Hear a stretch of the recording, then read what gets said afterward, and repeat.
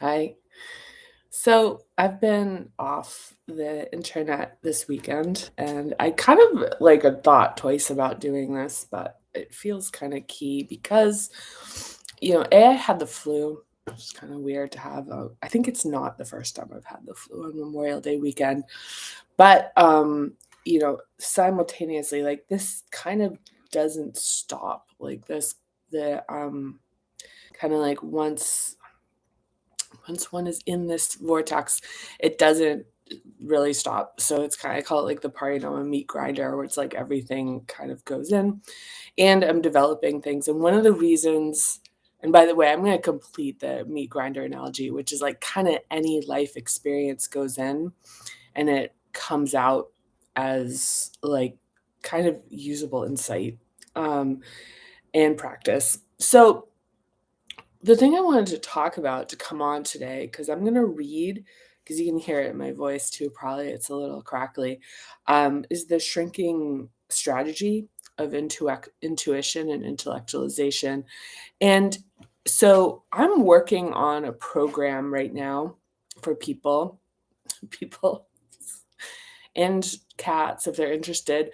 I'm working on a program right now, which is like the preparation setup for Parinama doing it. And then the next phase of this is actually going to be like producing the program, which is like, okay, here's how you do this. Because the book is, I mean, look, this is a textbook, and um, understandably,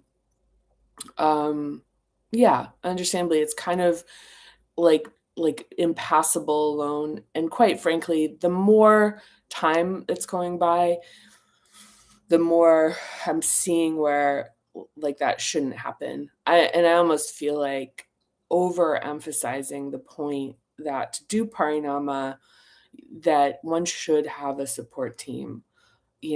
Numerous people have told me that they've started like say like talking to a therapist, and they've told me that in a way where they're like, I hope you don't mind.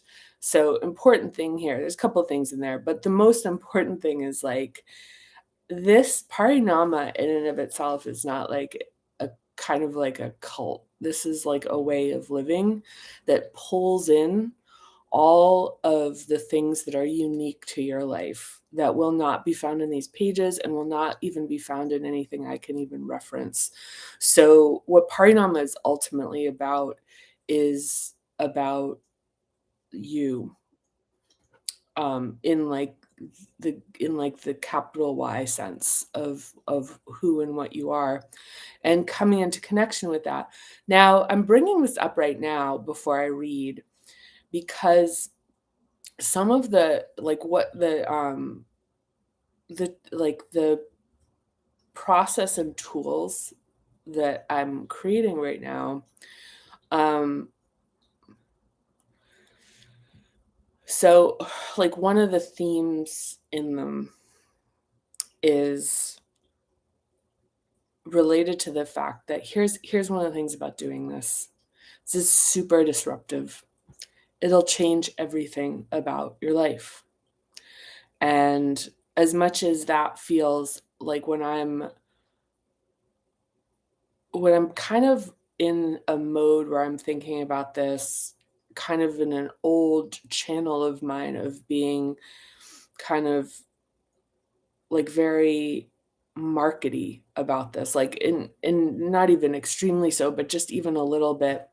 I think one of the nuanced parts of this that I leave behind in that is how powerful this is. Because I think to state it, I'm trying to think of why I'm not stating that.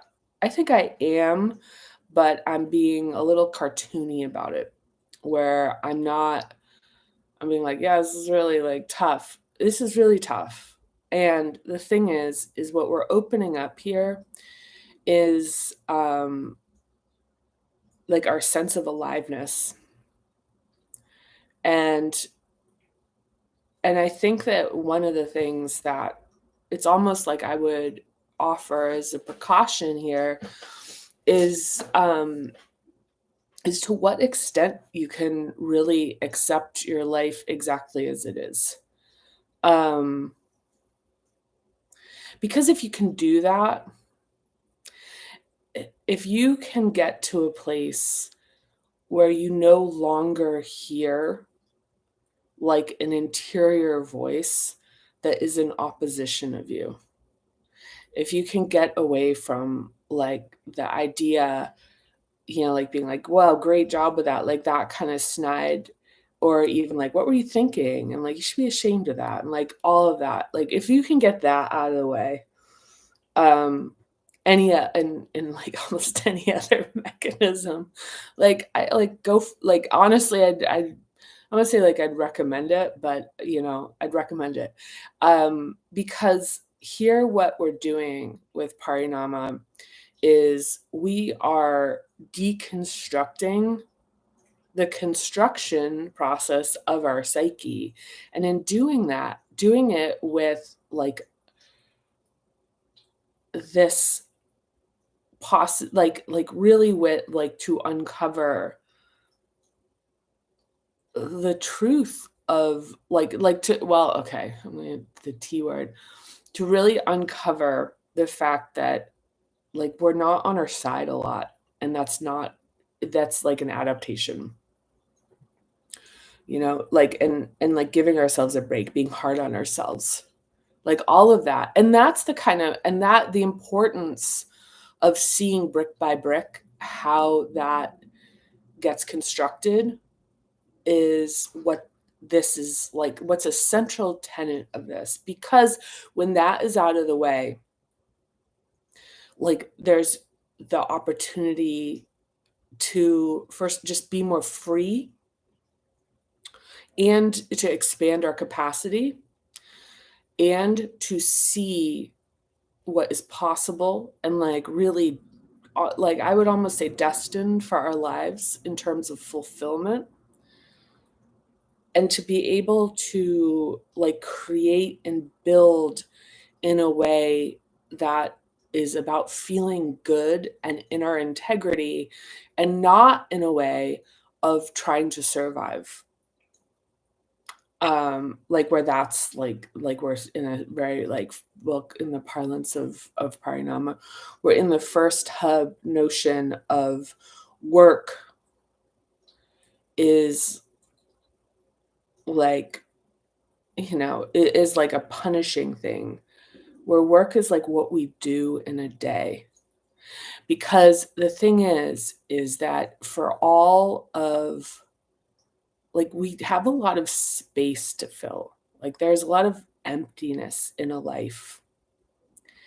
And in a given day, say there's 24 hours, and there's a lot of space. And so the idea that it could all be filled with like meditation and yoga and like is absolutely, is like it's a good trap that it's like I could fill it with just complete and utter presence. And that's like not, like I would say I would be confident enough to say like unattainable enough, and exactly the kind of premise that would leave people feeling like they're always behind. So that like fuels this whole adaptation, like this notion of like kind of like coming up short, flawedness, whatever. Um, and that's a construction. I'm not even gonna call it adaptation. That's an accidental construction. The notion of being flawed. Um, because it's inherently like completely false. Yeah. Like it's not it's as completely false as anything can be. As far as I'm concerned, all truth contains paradox, and I think one of the but as far as on the spectrum of one of the greatest lies ever told is that there is something wrong with you that needs to be fixed. And why we believe that lie it's kind of an like, in a lot of ways, an accidental construction because, there might be, nefarious forces, like, initial intentions that built momentum or, like, generations of parenting, societal factors that have led to internalizing these narratives. But at the end of the day, they're constructions, and there's a truth that we're born into. And so, what I want to get to here is that we're going to get into the second hub, like a holding pattern that's, I think, pretty important. But oh, I don't know if I'd read balance. Oh yeah, I did. Okay.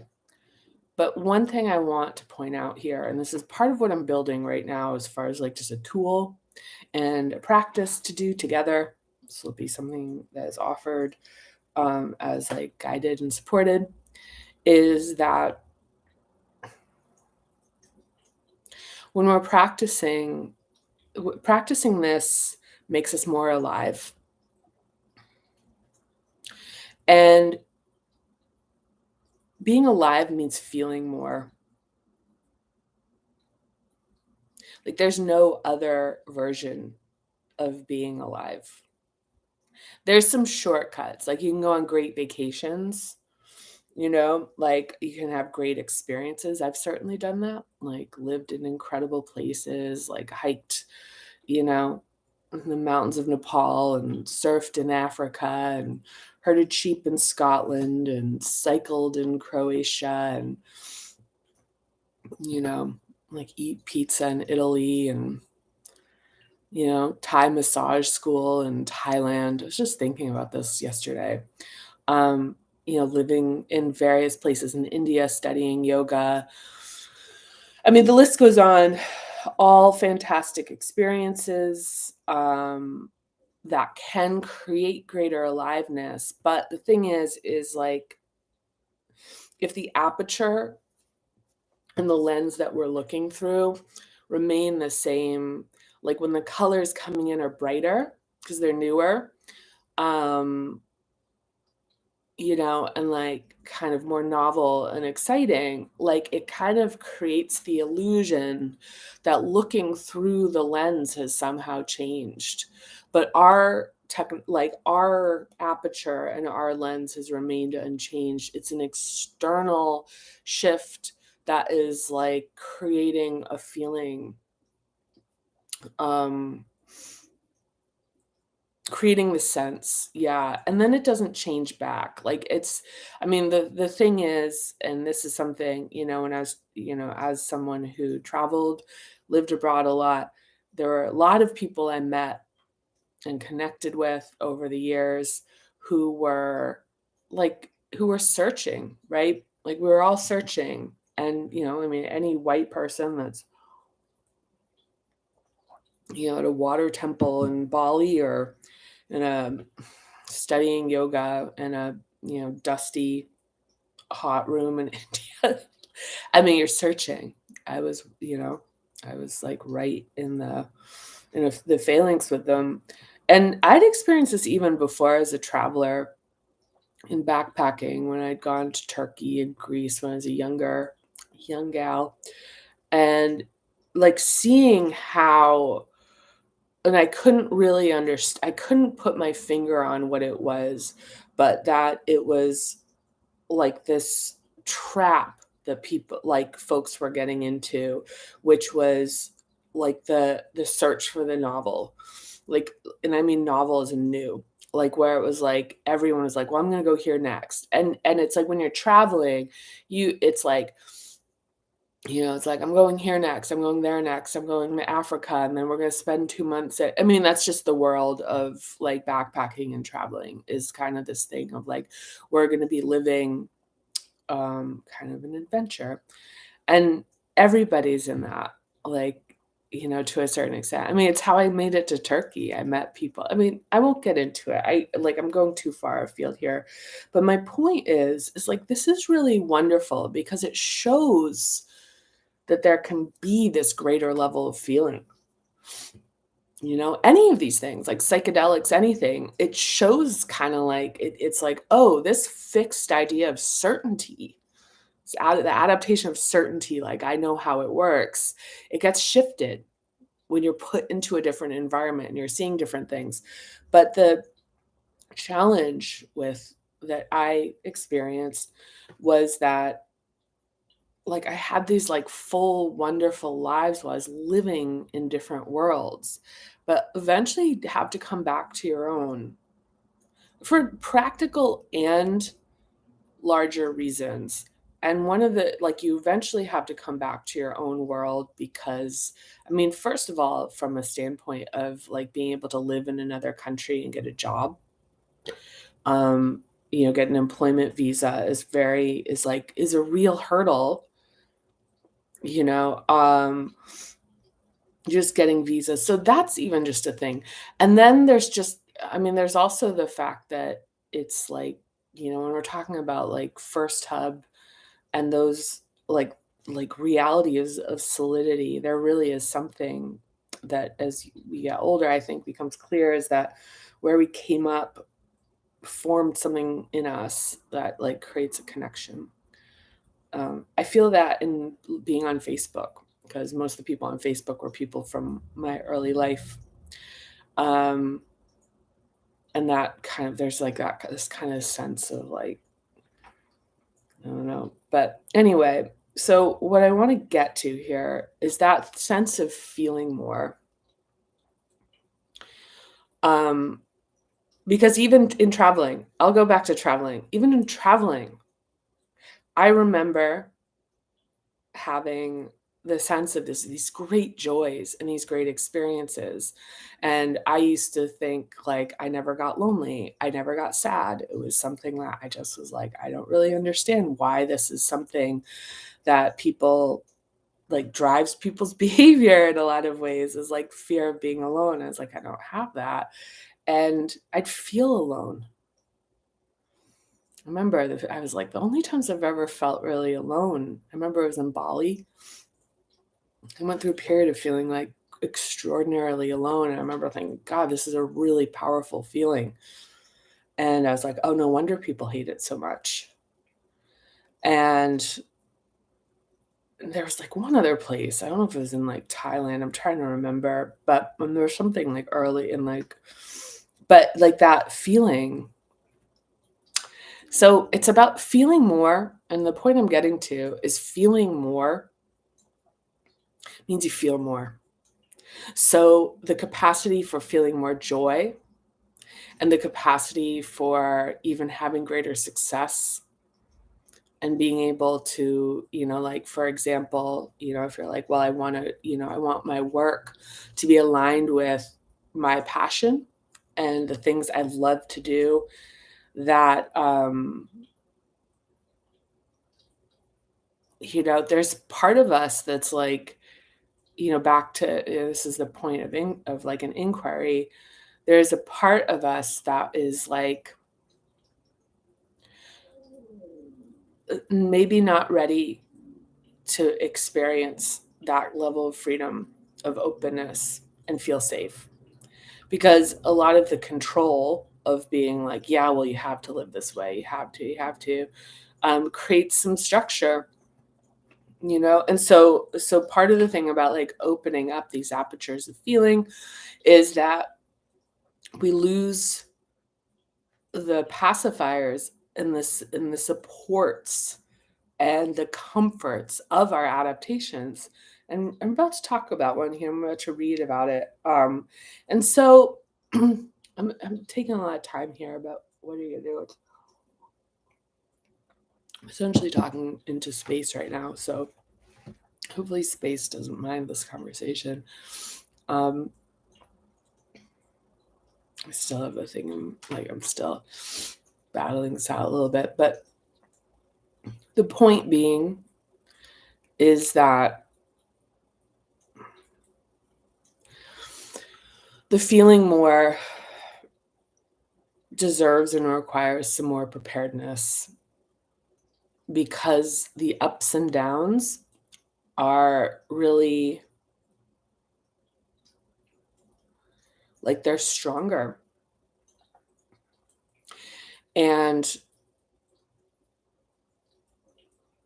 while there can be, yeah, I don't even think that needs any like greater explanation. So one of the things that can happen here, and as we're getting into this in the reading, is that the need for the comforts is the feelings that of like say loneliness, say isolation, say need, and the need for comfort.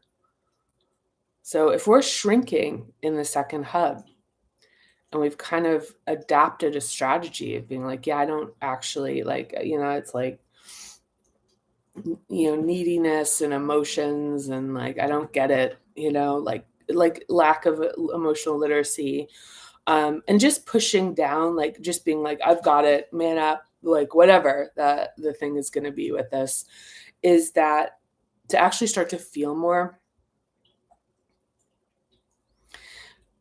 is going to mean that there is a high likelihood that we lean more on our compulsions, and that's going to be confusing. So whatever it is, whatever it is. So it's like the need to be comforted, the need to be seen, um, the need to be loved and cherished and adored, you need to be delighted in. So those feelings, and like the feel, like isolation, the discomfort of isolation, the discomfort of loneliness. I mean, and loneliness doesn't necessarily mean like you don't have people around you. Loneliness can mean that you're around people that make you feel even more alone. So, and that's also can be an adapted behavior, as being comfortable with people, you know, that that are within a previous level of adaptation. So it's like it's not, it's just a thing. So yeah, so part of what I'm working on is support and like and just consciousness around this, and allowing for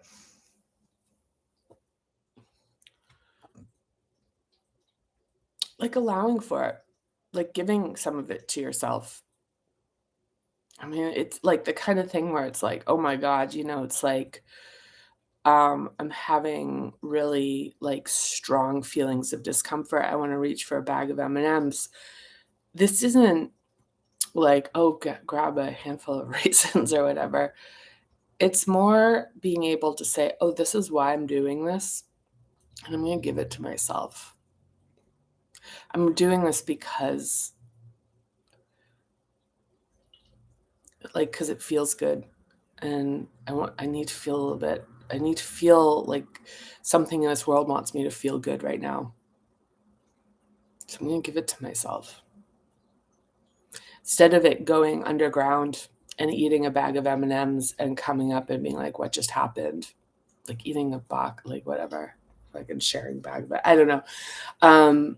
Even like anything that is like something we do that's like in the name of pleasure that generates shame. But anyway, so here I'm going to read a little bit and then I'm going to sign off and then we'll kind of do whatever. So okay. So a shrinking strategy, intuition, and intellectualization. So what's that? Okay. A reliance on intuition in the sixth hub, C, can be used to avoid the direct experience of sensation and emotion in the second hub. This is an adaptation in which a shrinker is insightful about others, but is a mystery to itself. Intuition is pattern recognition, and in the absence of attuned parents, someone with the shrinking response can develop a heightened sensitivity to patterns. The child who knows its mother is about to get angry may quiet itself after hearing a barely audible intake of breath signaling her exasperation. This highly developed sensitivity around emotional patterns grows increasingly strong. Folks with this adaptation often become so insightful that they seem to be able to see around corners and to predict outcomes. But there's a subtle insecurity because these observations are perceptions that are secondary to the sensation of direct experience. Feelings are substituted with a very informed guess that over time has become disconnected from reality.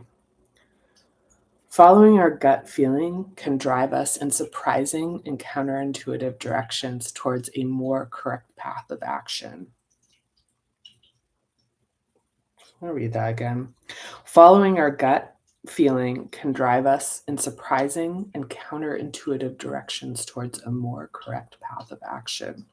Intuition guides us by patterns of what we have already seen and may unintentionally keep us stuck in what's familiar. Yeah. I'm actually going to like make a comment on that.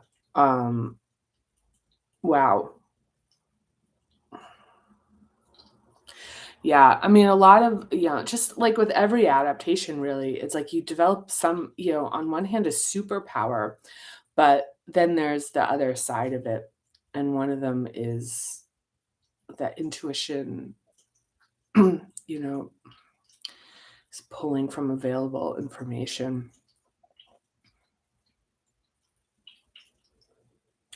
All right. When we rely on the sixth hub before it's developmentally optimal, we become spectators rather than directly feeling our aliveness. Our sixth hub carries a heavy load before it's ready, replacing feeling and sensation with observation, which can lead to the sense that life is happening at a distance. Instead of building our capacity to feel, we watch and become fascinated by so called normal and abnormal behavior. We develop an orientation of looking outward to avoid the mystery of what is inside us. Folks with this holding pattern may be great with people and business and casual friendships, but struggle with personal intimacy. When what is seen overrides what is felt, this holding pattern can lead to manipulative behavior or relationships that rely heavily on appearances.